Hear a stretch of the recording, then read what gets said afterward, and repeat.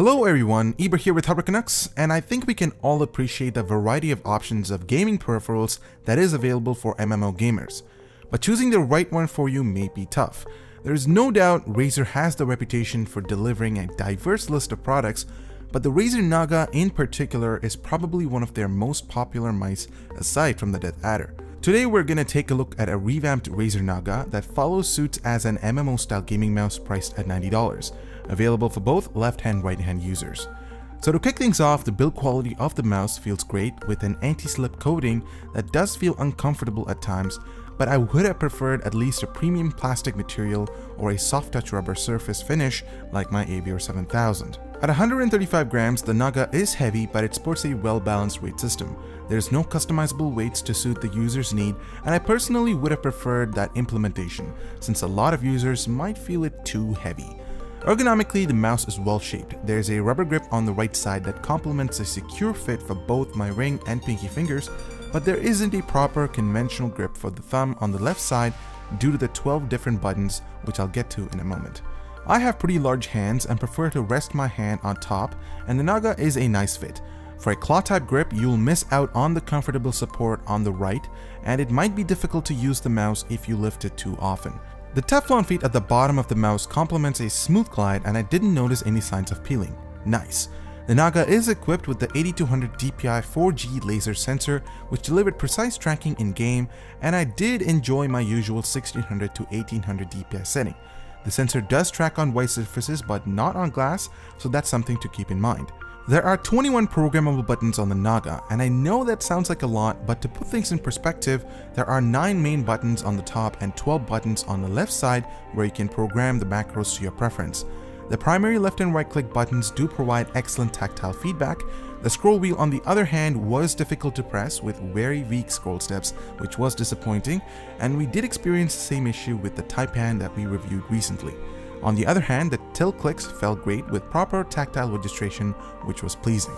The DPI shift buttons were easy to reach, but they weren't as tactile as the primary left and right buttons and felt awkward using them.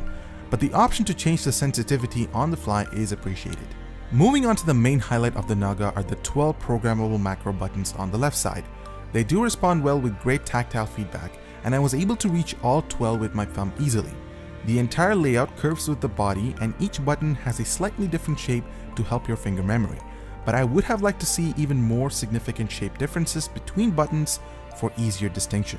They are quite small, and sometimes I did end up pressing 2 buttons at the same time.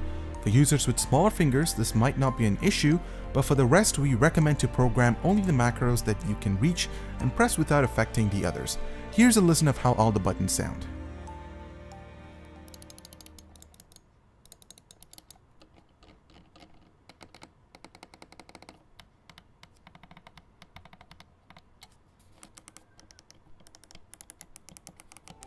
The cable is braided, and it comes with proper logo on the tip to help differentiate between other cables that you may have plugged in.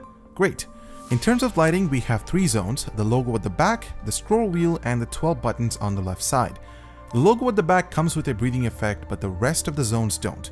Alternatively, you can turn them all off and that's it. No customization at all.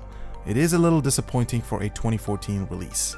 The driver software is done very well with Razer Synapse 2.0 that can detect all your Razer gaming peripherals. We are greeted with customized tab where you can store as many profiles as you want that are saved on the mouse, and thanks to the built-in memory. On the right hand side, you have a physical layout of the mouse with 9 programmable buttons and up to 8 different key maps. The side view displays the 12 different macros that you can customize to your preference. The performance tab helps you adjust the DPI setting along with the pointer acceleration and the option to change the polling rate. The lighting tab allows you to turn the LED lights on or off. Next, you can calibrate the laser sensor to your surface, and the option to record macros is also available, which might come in handy especially for gameplays. And thanks to the built-in 32-bit microprocessor that can store all your macro recordings. So in conclusion, the Naga 2014 edition from Razer brings a lot to the table with its excellent build quality and proper ergonomics for full hand support for palm type grip, and allows excellent button reach for claw grippers as well. The sensor performance is excellent, and the option to change the sensitivity on the go is appreciated. The 12 programmable buttons on the left side do bring a lot of customizable features to gamers that need to have the ultimate control at the tip of their thumb, and the excellent driver software is easy to use. A few negatives to point out is I didn't like the anti-slip coating as it lacks the premium feel. The total lack of customizable lighting is disappointing, and I wish the macro buttons had a more significant concave curve to help your finger memory. But with that said, the Naga is an excellent option for those looking for an MMO style mouse for gaming that favors palm type grip for comfort and cloth